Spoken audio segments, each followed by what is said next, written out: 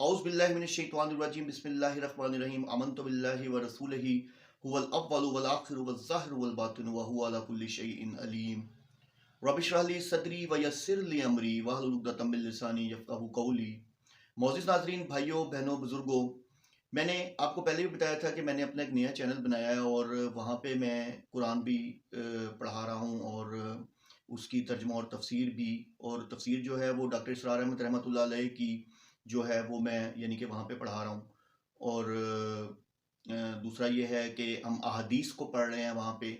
اور پھر ایک میں نے وہاں سلسلہ شروع کیا ہے کہ جو اس وقت کرنٹ ہاٹ جو یعنی کہ کچھ دجالی فتنے ایسے ہیں جو کہ امت کو گمراہ کر رہے ہیں مکمل طریقے سے، اور ان کے گمراہ ہونے کی وجہ سے لوگ ہدایت پہ آنے کی بجائے کہ وہ لوگوں کو قرآن کی دعوت دیں، وہ لوگوں کو ایک الگ یعنی کہ چیزوں میں جو ہے وہ الجھا رہے ہیں اور اپنے فرقے کی طرف ان کو لے کے جا رہے ہیں، جبکہ اسلام میں تو فرقہ واریت کی ممانعت ہے۔ جس بندے کی میں بات کر رہا ہوں اس دجالی فتنے کا نام ہے حسن اللہ یاری۔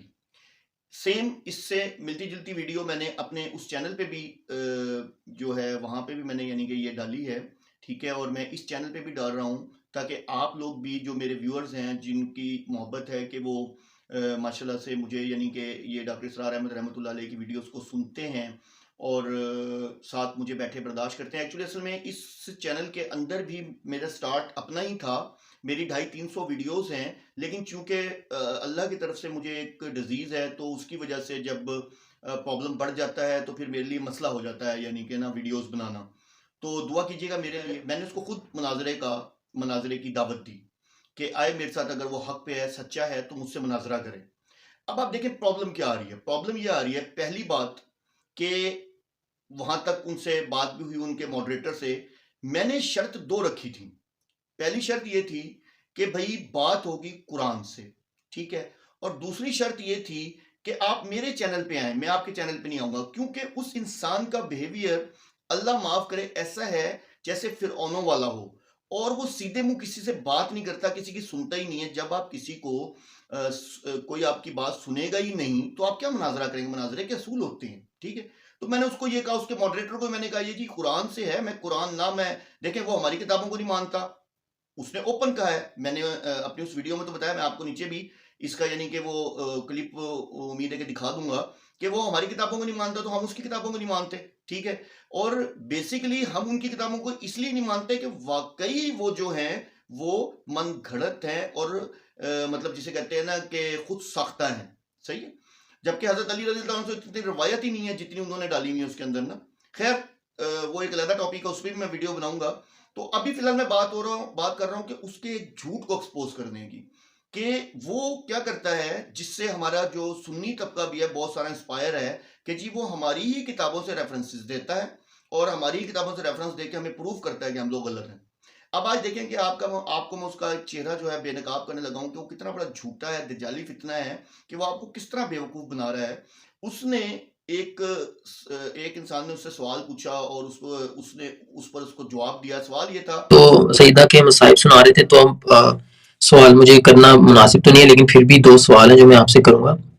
ایک یہ سوال تھا کہ مناسب نہیں ہے تو نہ کرو بھائی، مناسب نہیں ہے تو نہ کرو، آپ کو پتہ ہی ہے کہ مناسب نہیں ہے تو نہ کرو، لیکن ایک سوال جو ہے وہ میں کرنا چاہتا ہوں۔ اوکے، ایک سوال کرو۔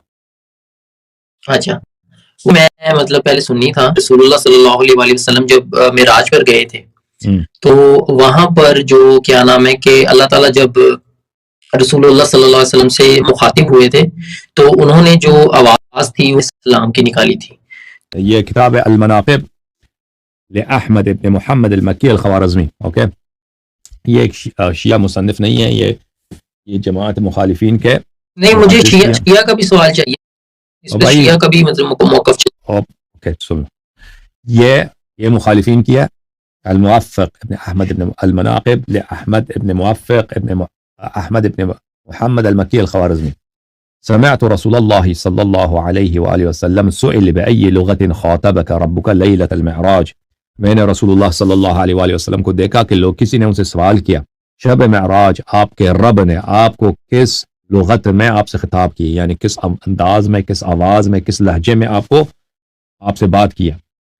تو रसालत वाला सल्लल्लाहु अलैहि वसल्लम ने फरमाया कि रसूलुल्लाह सल्लल्लाहु अलैहि वसल्लम ने फरमाया कि अल्लाह ने मुझे जो खिताब किया है अमीरुल मोमिनीन अलैहिस्सलातु वस्सलाम के लब लहजे में, उनकी आवाज़ में, उनके उनके उनके अंदाज में अल्लाह ने मुझे खिताब किया है। तो उस वक्त मुझे इल्हाम हुआ कि मैंने अर्ज़ किया, या रब, ए मेरे रब, खातबतनी अंत अम अली, क्या यहाँ पे आप मुझसे बात कर रहे हैं? ये तो आवाज़ अली अलैहिस्सलाम की है, या अली अलैहिस्सलाम मुझसे गुफ्तगू कर रहे हैं। कि जब नबी पाक सल्लल्लाहु अलैहि वसल्लम मिराज के सफ़र पर गए तो वहाँ क्या हुआ कि वहाँ जो ऊपर से आवाज़ आई तो वो हज़रत अली की थी।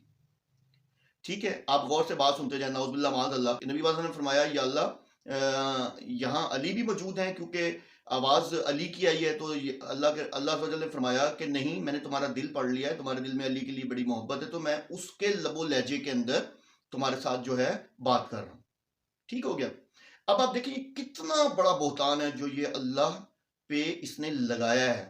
अभी मैं अगली वीडियो बनाऊंगा, मैंने उस पर वीडियो डाली हुई है कि इसने कुरान का इनकार कर दिया इस इंसान ने। इसके साथ मैं क्या मुनाजरा करूंगा कि मैंने तो कुरान ही मैं तो कुरान पे बात करना चाहता हूँ, लेकिन ये कहता है कुरान जो है वो पूरा ही नहीं है, उसमें से तो आयतें गायब हैं। ठीक है, अच्छा चले, खैर हम अपने टॉपिक की तरफ आते हैं। तो क्या हुआ कि इसने फिर उसको जवाब दिया कि हाँ, ये आपकी बात बिल्कुल ठीक है। इसने किताब दिखाई अल मुनाकिब, ठीक है, उसमें से ये हदीस बताता है, और सारी ये हदीस सेम एज इट इज बताता है जिस तरीके से उस इंसान ने इसको वो हदीस बताई। और ये कहता है कि ये जो हदीस है ये आप ही की, लफ्ज यूज करता है मुखालफों की है, मुखालफों की कुतब से है अल मुनाकिब। और ये इब्ने अहमद जो हैं वो इसके यानी कि लिखने वाले हैं, और यानी कि वो उनकी ये किताब है। ठीक है, अब आप देखें, मैं नीचे रेफरेंस भी दूंगा और आपको बताऊंगा कि इसने कितना बड़ा ब्लेंडर मारा है। ये शियत की किताबों को सुन्नी किताबें करके बता रहा है और उसमें से रेफरेंसेस देता है। ठीक हो गया। अब आपकी स्क्रीन पे नीचे आ भी रहा होगा कि जिस जिस राइटर का इसने नाम लिया, अब आ जाती है बात कि वो बेसिकली था कौन। वो बेसिकली 10वीं सदी का एक ईरानी पोइट था, यानी कि ईरानी शायर था, जिसने ये किताब लिखी, और ईरान का वो सेक्रेटरी था। ठीक हो गया, उस जमाने में।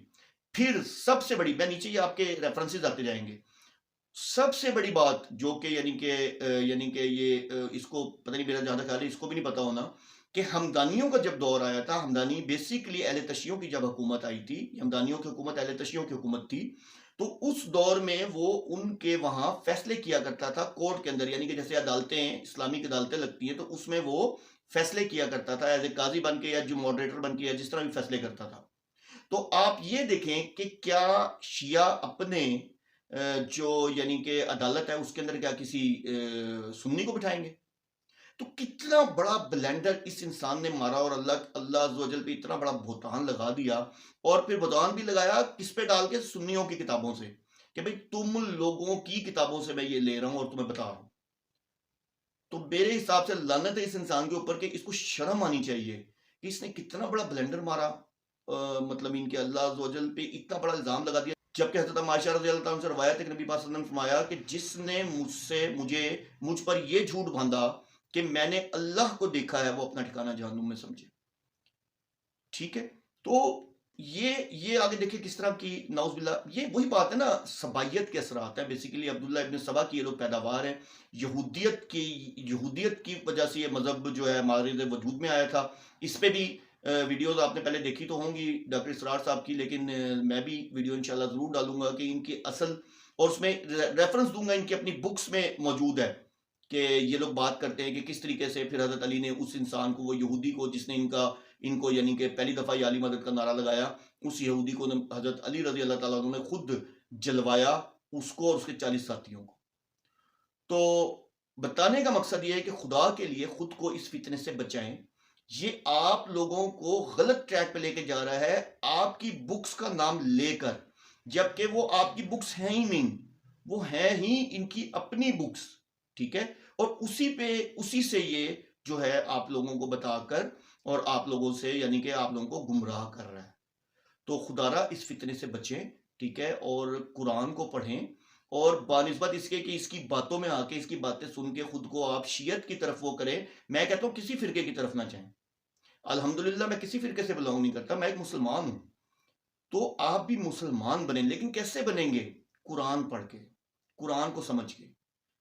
तो इसकी बातों से, इसके ढकोसलों से बाहर निकलें। ये एक दज्जाली फितना है, آنے ہیں، نبی پاک صلی اللہ علیہ وسلم نے پیشن گوئی کی تھی، یہ کوئی بڑی بات نہیں ہے، 30 آنے ہیں، یہ ان میں سے ایک ہوگا، ٹھیک ہے، کوئی تو امام مہدی کا دعویٰ کر دیتا ہے، کوئی کسی چیز کا دعویٰ کر دیتا ہے، کس چیز کا دعویٰ کر دیتا ہے، یہ بھی ایک دجالی فتنہ ہے، تو اس سے بچیں، تو اپنے آپ کو مسلم بنائیں بنسبت اس کے کہ اس کی باتیں سن کر جو ہے، کیونکہ یہ تو سنے سنائے ویسے ہی دین پر چلتے ہیں، ان کی اپنی کتابیں لکھی ہوئی ہیں، ان سے یہ لوگ فیصلے کرتے ہیں، انہی کو یہ متبرک سمجھتے ہیں. جب میں ابھی قرآن والی ویڈیو بناؤں گا جو کہ میرے دوسرے چینل پہ تو اویلیبل ہے لیکن یہاں کے لیے علیحدہ بناؤں گا، تو آپ دیکھیے گا کہ اس میں یہ الفاظ کیا کہہ رہا ہے، یعنی کہ یہ کہہ رہا ہے، یہ قرآن کے اوپر دلیل دے رہا ہے مین میڈ کتاب کی، کہ قرآن کی کوئی دلیل دے دیں. بندہ اس سے پوچھے کہ یار قرآن کے اوپر بھی کوئی دلیل ہو سکتی ہے، یعنی کہ وہ کہتا ہے کوئی ثبوت دے دیں کہ یہ قرآن جو ہے اس میں سے آیتیں مسنگ ہیں. تو خیر اینی ہاؤ وہ ٹاپک نہیں تھا، انشاءاللہ اس پہ میں ویڈیو بناؤں گا. اللہ عز و جل آپ سب کو دین میں استقامت دے. وآخر دعوانا الحمدللہ رب العالمین.